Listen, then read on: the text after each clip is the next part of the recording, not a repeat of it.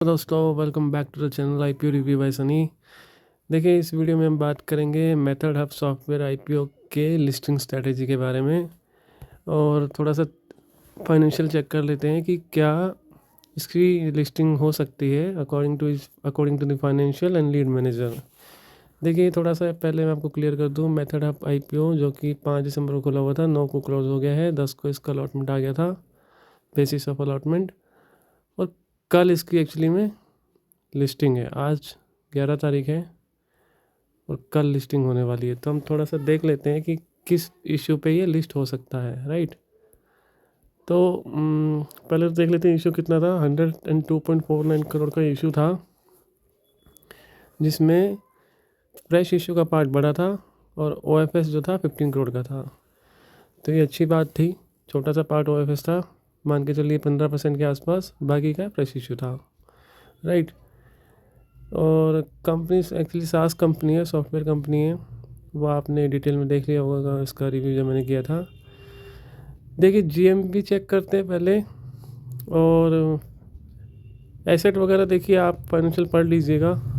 वैसे तो खैर एसेट ये आपके सामने है स्क्रीन पे, इनकम बढ़ी है, इनके एसेट भी बढ़े हैं, पैट भी बढ़ा है, तो ठीक ठाक था, ठीक ठाक एसेट है, कोई बुरे नहीं है।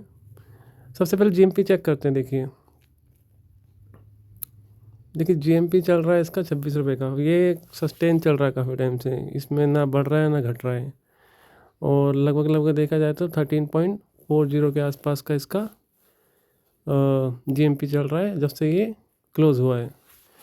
तो ये अच्छा है और डाउन साइड नहीं जा रहा है, तो ये बेटर चीज़ है एटलीस्ट कि कम से कम डाउन नहीं जा रहा है, राइट।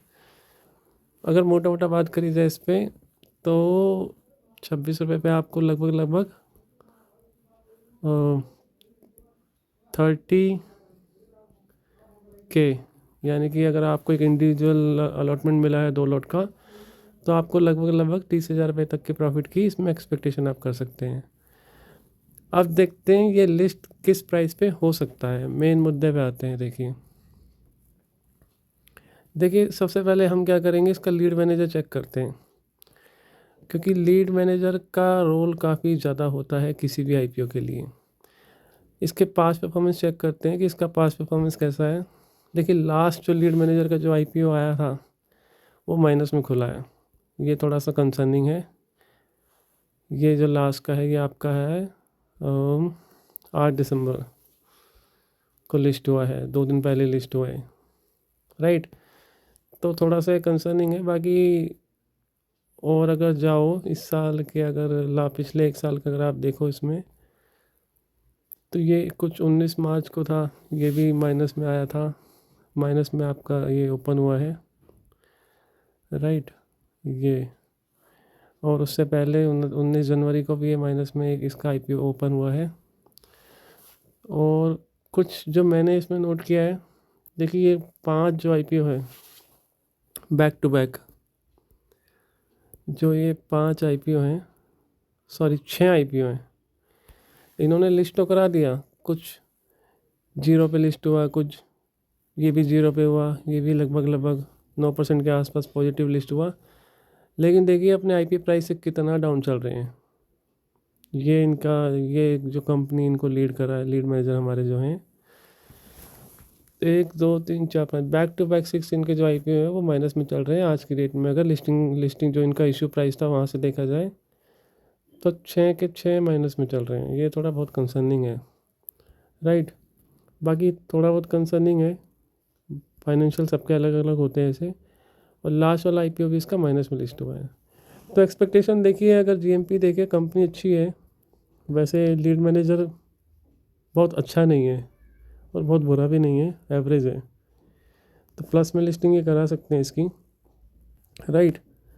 अगर हम देखें बाकी चीज़ें एसेट इनके थोड़े से,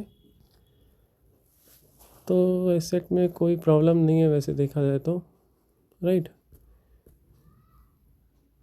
ठीक है।